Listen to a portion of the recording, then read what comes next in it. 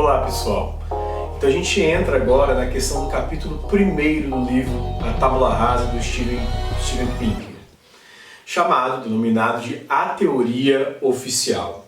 Na verdade, não é bem a teoria oficial, porque esse nome, a teoria oficial, é dado no início do século por Riley, né, a teoria do fantasma na máquina de Descartes.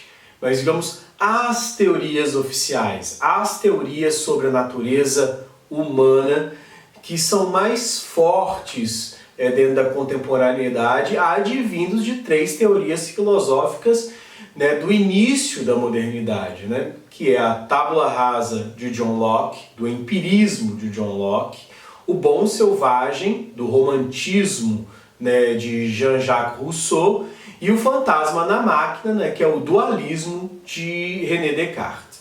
Né, então vamos lá. Apesar da gente chamar de tábula rasa, né, a metáfora que John Locke usa no seu livro, né, sobre o entendimento humano é, na verdade, a folha de papel em branco. Né? Locke era um empirista e ele era contra as ideias inatistas. Não era contra uma ideia biológica da natureza humana, porque isso a gente tem de mais recente. Né? Locke, na verdade, está criando um empirismo contra uma ideia inatista em que até Descartes era donatário.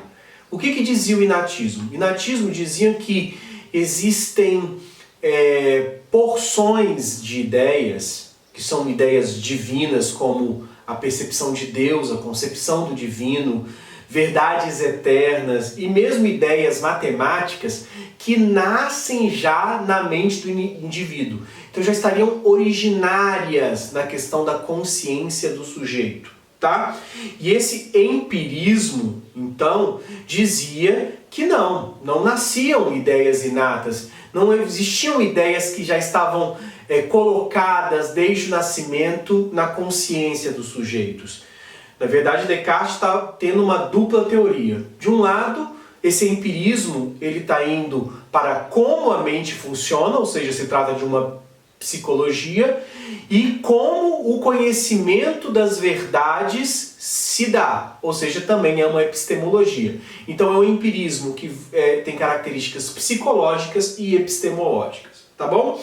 E este empirismo lockeano, ele vai funcionar como as bases liberais de uma nova sociedade que se antepunha a valores anteriores aos valores iluministas, que eram valores em grande parte renascentistas, mas valores que vão estar ligados a uma ideia de sociedade, e aí eu digo valores econômicos, sociais e valores políticos, de uma sociedade que o iluminismo era contrário, que o iluminismo apontava para um outro lugar. Tá? Vamos lembrar que o iluminismo ele queria o fim do absolutismo monárquico, o fim de benefícios que as aristocracias, que as classes nobres possuíam.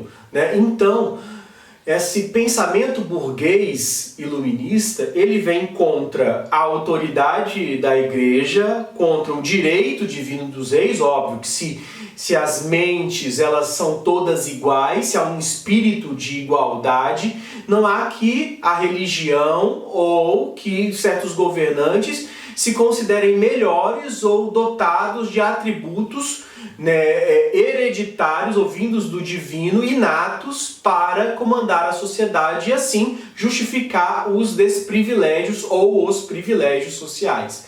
Então nós estamos falando de uma sociedade que está colocando em xeque as castas, os estamentos sociais, os estados, e pensando que todos poderiam participar da sociedade igualmente. Né? Óbvio, então, que se as mentes não têm ideias inatas, Locke está defendendo, por exemplo, um espírito burguês de liberalismo, de tolerância a todas as ideias. Porque não existiriam ideias melhores do que outras, existiriam então ideias diferentes. Então, óbvio que se eu tenho uma tábula rasa contra o inatismo, eu tenho uma tolerância à defesa de todas as ideias. Então, há uma tolerância ao princípio de discussão iluminista. Tá? Outra coisa que vai funcionar como base dessa nova sociedade, com base nesse empirismo crítico de Locke, e que vai ser responsável por outros pensadores, porque esse empirismo lockeano vai influenciar David Hume, e David Hume, o pensamento kantiano do sujeito transcendental. Então nós estamos colocando em xeque valores anteriores à burguesia e então colocando em xeque a questão da aristocracia, dos privilégios da nobreza, da realeza e também o pensamento abolicionista, ou seja, contrário à ideia de escravidão.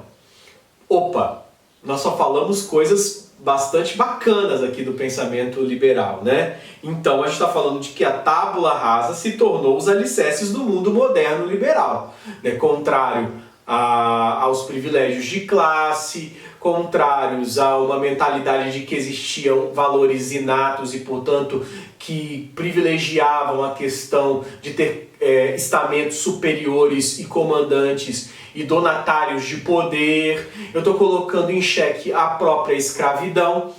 Isso tudo aponta para uma sociedade liberal que defende, em suma, a liberdade entre as pessoas. E isso é muito positivo.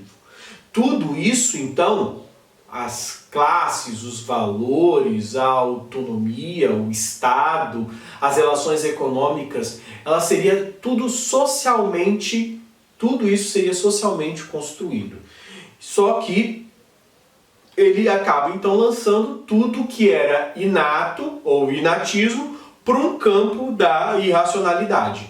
E isso a gente já está colocando, né, que é muito bacana, porque na época foi necessário, porque colocava em xeque esses privilégios, as injustiças, as diferenças sociais e econômicas estavam todas sendo justificadas pelo inatismo. Então eu ia em cima do inatismo, acabava com ele, e aí então eu criava uma sociedade culturalista em que eu tinha o princípio de liberdade como base dessa sociedade, tá? E aí esse empirismo de Locke, né, esse liberalismo político, epistemológico e psicológico, influencia também o pensamento, ou casa-se bem também com o pensamento de outro iluminista, que era o francês Jean-Jacques Rousseau. Né? Rousseau acreditava que os seres humanos em estado natural eram altruístas, pacíficos e serenos. Óbvio que influenciado pela descoberta dos novos mundos, no caso a África e a América, né? As investidas nos estudos de antropologia, né, no Novo Mundo, e depois, né, na antropologia cultural que vai se desenvolver também na Oceania. Então, são muitas descobertas, novos povos, né? E aquilo vai chegar para os iluministas como, poxa, né? E para Rousseau a influência Rousseau vai ser fantástica. Porque Rousseau vai pensar e falar assim, poxa, então existe um mundo bom em que a sociedade não corrompeu. Porque para Rousseau, esses valores da nossa sociedade, o viver em sociedade, é que atribuía violência, agressividade, tudo isso que é ruim, né? Se o homem natural, o estado natural é altruísta, pacífico e sereno, é a sociedade então que incute no homem a ganância, a ansiedade e a violência, né? Outro pensador que Rousseau vai estar se utilizando para influenciar o seu pensamento é um pensamento de contrariedade ao pensamento de um filósofo empirista mais antigo e inglês, que é o Thomas Hobbes. Né? O Bom Selvagem de Rousseau ele tem as características de oposição à teoria hobbesiana do Leviatã. Tá? Que era o quê? O Hobbes acreditava que viver em sociedade requer um contrato social em que o homem coloca sua autonomia nas mãos de um soberano que contraria a maldade humana.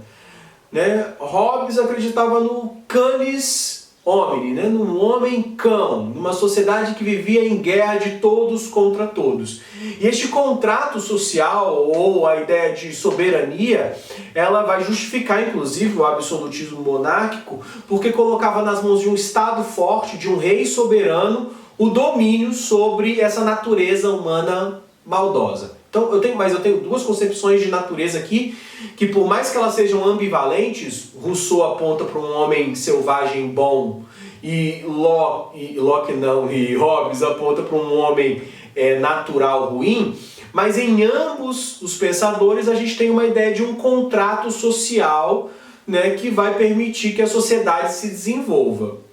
Em Rousseau, degradando a bondade humana, e em Hobbes, controlando a maldade humana. Mas ambas são teorias também da natureza humana. Aí eu coloco um outro opa aqui. Mas do mesmo modo que a teoria da tábula rasa de Locke foi muito importante para a consolidação de uma sociedade que tinha a ideia de liberdade como centro, né, a teoria do bom selvagem de Rousseau vai fazer o mesmo por nós. Porque foi necessária à época. Porque se o humano não tem uma natureza má, não precisaríamos então de um Leviatã, de um rei absolutista, para que julgasse ou subjugasse ou controlasse a nossa natureza. Quero fazer um parênteses aqui, colocando que a teoria naturalista, o romantismo de Rousseau, ele está muito presente na nossa sociedade contemporânea, e inclusive Rousseau volta à moda nas teorias educacionais, e Pinker, infelizmente, não toca nesse assunto, né, por conta das novas pedagogias não diretivas, né, um liberalismo nas políticas educacionais muito grande, né, para desenvolver este espírito do bom selvagem nos alunos, né? Então, uma escola sem normas tem sido apontada como uma retórica frequente nas novas pedagogias liberais, e Rousseau também está muito à moda com os naturalismos, a volta dos naturalismos, né? A gente tem alimentos naturais, a gente tem um parto natural, a gente tem remédios naturais, e um clima então de desconfiança em tudo aquilo que é fabricado, o que é, enfim, artificial, né? Aquilo que é antropocênico, antropológico, fabricado, né, pelo humano, uma ideia de desconfiança que vem sido imposta.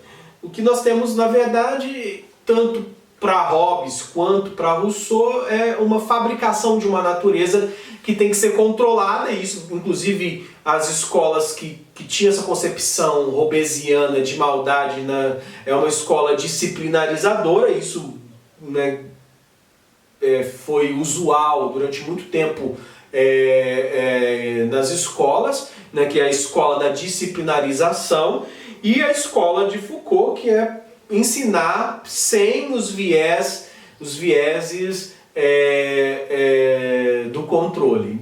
Ambas antagônicas, mas ambas pautadas, eu quero que fique isso bem registrado com vocês, uma ideia de que a natureza humana, e aí a concepção de aprendizagem, vai influenciar, obviamente, os patamares políticos, sociais e econômicos, e as diretrizes em que os aparelhos de Estado vão estar construindo, por exemplo, as suas políticas educacionais, a sua compreensão moral, o que deve ser pesquisado ou não pesquisado em termos de bioética, né? Tudo isso pautado aqui. Então, primeira teoria, tábula rasa. Segunda teoria, bom selvagem. E a terceira teoria aqui, que seria oficial, né, é a teoria do matemático e filósofo René Descartes, o francês, né, do cogito ergo sum, do je pense donc je suis, do eu penso logo existo, né? Este teórico francês, racionalista e natista, mas vai ter uma concepção que é a concepção teórica do fantasma na máquina, né?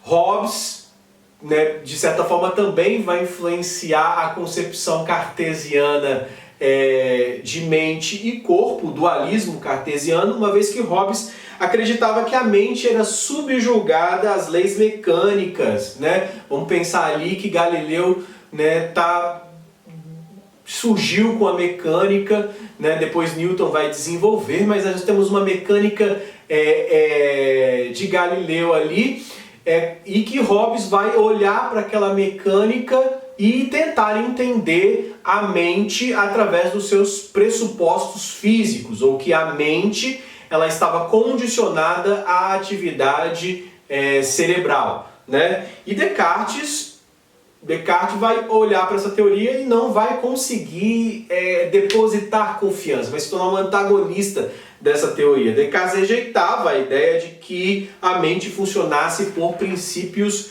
físicos, né? O corpo sim, o corpo ele entendia, beleza, o corpo no dualismo cartesiano era aquilo, né? A máquina, a mecânica, o corpo, mas esse corpo tinha que ser diferente da mente, porque a mente seria, para Descartes, indivisível, ela não estaria disposta no espaço, ela seria algo superior, sublime, afinal de contas, como o amor, o afeto, a nobreza, as virtudes vão repousar em algo tão fabril quanto o corpo humano, determinado por leis mecânicas.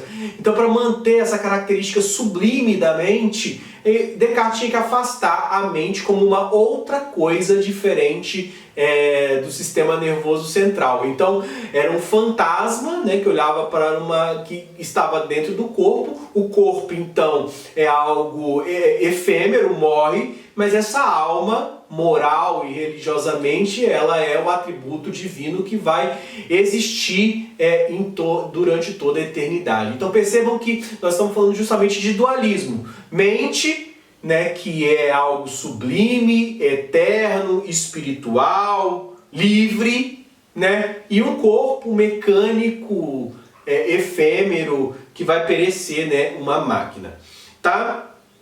E aí tem duas questões aqui, né? Primeiro, que Descartes não conseguia aceitar que a mente pudesse possuir como corpo esse paralelismo com a mecânica, essa conjugação mecânica. Acho que isso fica bem mais claro. Mas Descartes também era um homem religioso, também era um homem espiritual. Inclusive, uma das ideias inatas, né, que estão presentes no cogito cartesiano era a ideia de Deus. Né? Deus é uma certeza em Descartes, porque Deus é uma autoevidência inata presente na mente humana. Né? Então existe um argumento moral, religioso de Descartes que não podia aceitar que a mente humana fosse regida por um órgão, como se fosse um órgão, como se fosse regido pela mecânica e, portanto, morresse. Né? Então, como a mente ela seria apenas um pouco mais complexa que um relógio, era uma questão de época, né? Como que essa mente do humano está num cérebro e todos os animais ali, mamíferos, têm um cérebro, quer dizer, nós somos efêmeros e não sublimes, como seriam os outros animais? Né? Então, a alma é o fantasma que habita a máquina, que é o corpo. A nossa consciência deveria ser mais que uma atividade química e física e elétrica, então, né, do nosso cérebro. Né? Então, né, Descartes busca dar uma outra dignidade, um outro status à mente, né, dando à mente algo parecido como que fosse um espírito. E aí já saliento que mente é diferente de espírito, né? Espírito é o ruá, é o sopro divino, é aquilo que é imaterial, e Descartes está entendendo que alma ali seria a mesma coisa que um espírito, e alma, né, para os cientistas é a psique, é a consciência, né? A atividade do pensamento enquanto gestor, mas inserida dentro da realidade corpo-cérebro. Né? Corpo, que eu quero dizer, corpo inteiro também, não é só cérebro, né? Porque também na linguística, na linguagem, a gente acaba fazendo essa distinção, né? Atrelando o cérebro como se fosse algo também diferente do resto do corpo, porque afinal de contas o cérebro também é corpo. Né? Então, o que pensavam essas teorias oficiais, né? O romantismo do Bom Selvagem de Rousseau, o empirismo da Tábula Rasa de Locke e o dualismo do fantasma na máquina de Descartes, era que tudo o que existe e é possível de ser entendido na nossa sociedade, estaria regido por essas teorias. Todos aqueles que pensassem de modo diferente a essas teorias acabou sendo chamado durante muito tempo, e não obstante hoje também acontece isso, das pessoas que querem falar sobre algo inato, né, ou algo biológico, estaria incorrendo contra essas teorias, e nem sempre é assim, tá?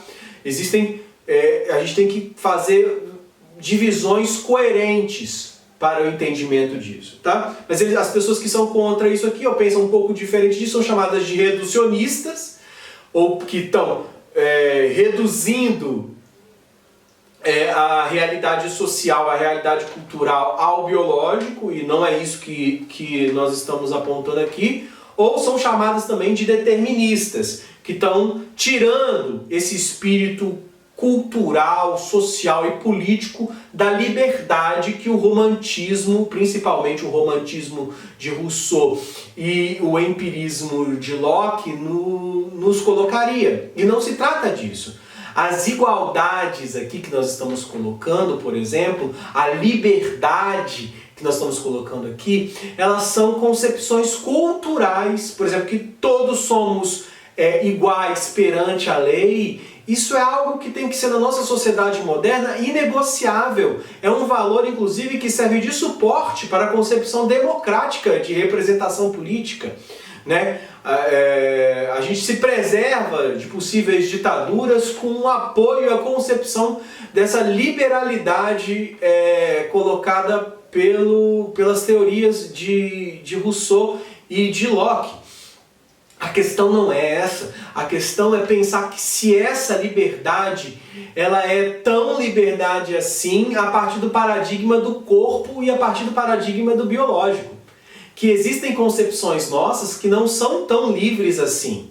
A gente mantém a liberdade política, a liberdade social, em busca inclusive de uma liberdade econômica diferente da que está colocada aí, né? E eu defendo isso de maneira muito veemente, porque essa ideia também de liberdade econômica acaba sendo de igual modo tão determinista quanto acusam os que são contrários, porque criam as questões das injustiças sociais e obviamente os problemas oriundos do distanciamento do tecido social, o esgarçamento do tecido social, que coloca alguns novamente como privilegiados e outros desprivilegiados do ponto de vista econômico, né? Então a liberdade econômica que era para acabar com os distanciamentos dos estamentos, ela tem hoje criado distanciamentos por conta das classes sociais, então algumas pessoas com mais oportunidades e outras com menos oportunidades, mas não é essa liberdade cultural, política, social e econômica que é colocada em xeque, mas sim a liberdade do organismo humano que depende e possui bases biológicas que lhe dão certa determinação, que lhe dão certa condição por conta de uma estrutura.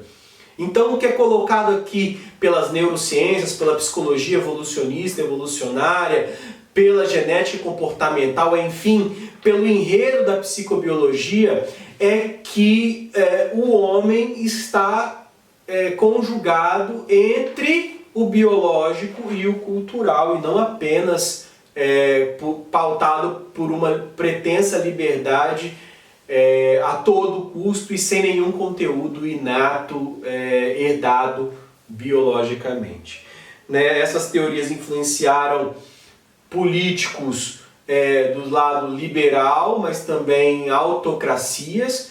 Né? Vejamos, por exemplo, Mao Tse-tung, que acreditava na tábula rasa de Locke, né? Mas também cineastas, por exemplo, como Walt Disney, né? Pinker aponta, né, vários traços desse entendimento de mundo nos filmes do Walt Disney, e mesmo George W. Bush, quando ele restringe as pesquisas com células-tronco, estava também evidenciado nas mentalidades, em muitas mentalidades, a questão do fantasma da máquina, o dualismo cartesiano sendo pensado ali para impedir pesquisas com células-tronco. Afinal de contas, células-tronco não embrionárias, né? Assim, ou a ideia era que a gente só pode pesquisar com células-troncos que já se formaram num pretenso corpo e que são de alguma atribuição. Então, assim, essa ideia de que existe já uma vida e de onde que então a alma, em que momento que a alma entra no ser e até que ponto, em que momento então vai poder se fazer pesquisas com células-tronco, como é que vai acontecer isso daí, né? Então, é uma reflexão que a gente passa a ter que fazer, né, de como essa sociedade, que se construiu a partir dessas três teorias, nega a natureza humana em seus quesitos biológicos. Tudo bem? A gente continua então no próximo capítulo.